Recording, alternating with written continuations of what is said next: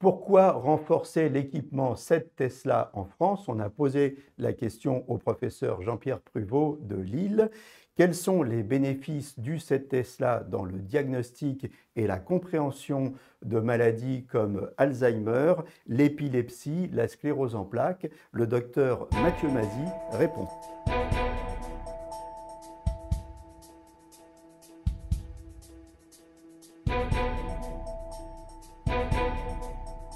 Dans le JT de la radiologie, aujourd'hui, on parle du 7 Tesla. Je suis en duplex avec le professeur Jean-Pierre Pruvot. Jean-Pierre Pruvot, le 7 Tesla, quels avantages pour le radiologue, le patient, le diagnostic et éventuellement l'hôpital? Alors, on avait vu avec les 3 Tesla déjà il y a une dizaine d'années, l'amélioration de la résolution spatiale et en signal pour mieux détecter les maladies neurologiques et psychiatriques. La 1.5 Tesla est la machine de base qui sert par exemple dans les AVC au quotidien, qui nous rend des grands services. Mais dès que c'est plus difficile, une petite lésion temporale, petite lésion tumorale, difficile à voir à 1.5, voire même en 3T, on a besoin maintenant des machines qui s'appellent les 7T. Il y en a 95 dans le monde et on espère en avoir plus en France. Et c'est pourquoi on vous remercie de nous inviter à parler de ces applications qui, en neurosciences et en santé mentale, apportent énormément cette Tesla, mais aussi dans d'autres domaines, dans d'autres pathologies. Je pense à l'IRM cardiaque, par exemple, chez nos amis de Marseille, qui ont des résultats très intéressants avec cette technique pour les maladies cardiaques. Donc une finesse de diagnostic pas égalée hein, avec d'autres machines. Quel intérêt pour l'hôpital de se doter d'une machine qui est chère malgré tout hein? L'intérêt est en fait de l'installer dans des grands centres universitaires où les neurosciences et santé mentale, voire les sciences cardiovasculaires, sont très bien organisées et dans lesquelles on a déjà des machines comme l'IRM 1.5 ou l'IRM 3T, des machines aussi de médecine nucléaire, vous connaissez les applications du TEP-scan et des TEP IRM. Et bien sûr, dans ces centres de neurosciences et santé mentale, on peut avoir de très très bonnes applications de l'IRM 7T car on aura des chercheurs, donc à la fois en neurosciences expérimentales, qui pourront se servir de ces machines, mais surtout dans des centres universitaires qui fonctionnent très bien avec les centres hospitaliers des régions, on peut mailler les 3T et les relier à la 7T pour faire en sorte que ce que trouvera en 7T, les biomarqueurs de qualité, pourront, grâce aux techniques d'intelligence artificielle, améliorer encore le fonctionnement des 3T. Donc, c'est l'ensemble des patients de la région qui en bénéficieront. Maintenant, on va voir quelques exemples précis de l'intérêt du CT avec Mathieu Mazy. Mathieu Mazy, vous êtes chef de clinique quand on partageait au CHU de Lille et de Valenciennes. Alors, quelques exemples précis sur des pathologies bien particulières. Effectivement, tout d'abord, dans le cadre des maladies neurodégénératives, l'IRM 7 Tesla, du fait d'une résolution spatiale améliorée, pourrait permettre de mettre en évidence des atrophies hippocampiques, notamment au niveau des sous-champs hippocampiques, des patterns d'atrophie qui ont été démontrés, qui sont corrélés aux performances mnésiques de certains patients. Et dans d'autres maladies neurodégénératives, comme la maladie de Parkinson, la susceptibilité magnétique accrue sur ces IRM à ultra haut champ magnétique a permis de démontrer une accumulation du fer et une atrophie dans le nigrosome 1 qui entraînait une perte de sa visibilité. Donc ça, c'est quelque chose qui a été constaté à CT et qui a déjà été transposé en 3 Tesla. Dans d'autres cas de pathologie, notamment dans l'épilepsie, encore une fois, grâce à la résolution spatiale améliorée, ça peut permettre de mieux détecter les limites des anomalies focales qui sont responsables d'épilepsie partielle, qui sont résistantes aux traitements médicamenteux, qui peuvent permettre donc d'améliorer la de ces patients.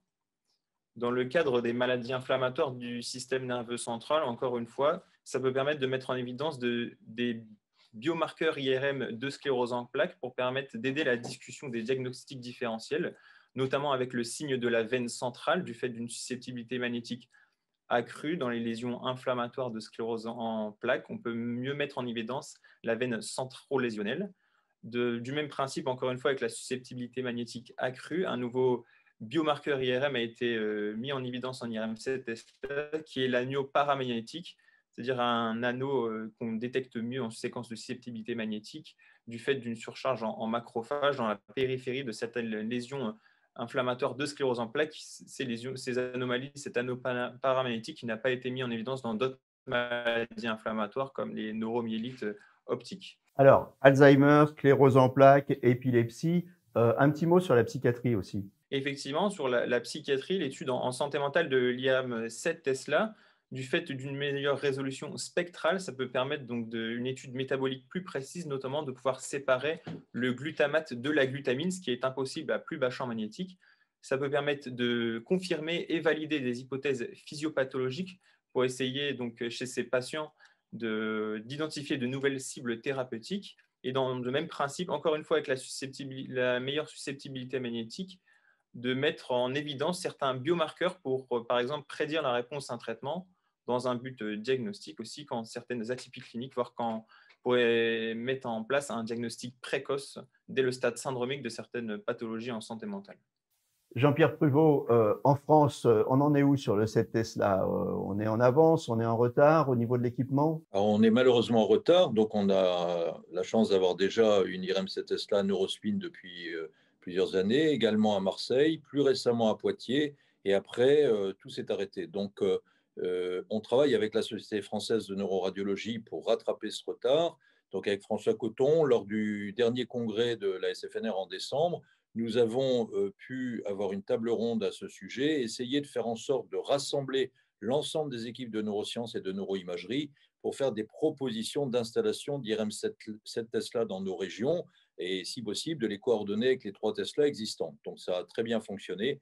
Et donc, merci encore à la Société française de neuroradio et faire le lien toujours avec la Société française de radio pour penser aux autres organes qui pourraient en bénéficier, aux autres maladies. J'ai cité l'imagerie cardiovasculaire, mais dans d'autres domaines, osteoarticulaires, enfin tous les domaines, génito-urinaires, abdomen, on peut bénéficier fortement de l'IRM 7 Tesla. L'organisation idéale en France des 7 Tesla, ce serait quoi? Alors, ce serait d'avoir une 7 Tesla dans un CHU au cœur de nos grandes régions, reliée au maillage des IRM 3T, par exemple, et d'avoir un réseau. Alors, on en a un déjà, le FUN, pour les 3 IRM 7T qui existent. C'est un réseau, c'est le réseau français des IRM 7 Tesla, et qui s'ouvre fort heureusement. Je voudrais remercier beaucoup Maxime Guy et Alexandre Vigneault, qui nous invitent à discuter tous ensemble de ces avantages de l'IRM 7 Tesla et de nous aider à les mettre en place dans nos régions. Et là, il faut saluer ce qui s'est passé en Allemagne, en Hollande, dans les pays scandinaves, où il y a beaucoup plus d'IRM 7 Tesla, avec des grandes avancées dans le monde entier. Les grandes équipes de neurosciences avancent énormément depuis l'arrivée de ces 7 Tesla. Et il suffit de regarder les publications dans les congrès, publications scientifiques. Elles tournent tous autour des avantages de cette 7 Tesla. L'originalité qu'on veut avec la Société française de neuroradio, c'est les associer fortement avec nos 3T et faire fonctionner l'IA pour améliorer les biomarqueurs au niveau des 3T, grâce à ce qu'on a trouvé en 7T, sans déplacer nos malades, mais pour faire en sorte qu'il n'y ait pas de perte de chance et que tout le monde bénéficie des mêmes innovations au même moment. Voilà, le message est passé. Il est temps de créer un grand maillage de cette Tesla en France. Rapprochez-vous de la Société française de neuroradiologie. Merci Jean-Pierre Pruvot, merci Mathieu Mazy. À très bientôt. Ce JT vous a été proposé par La Médicale.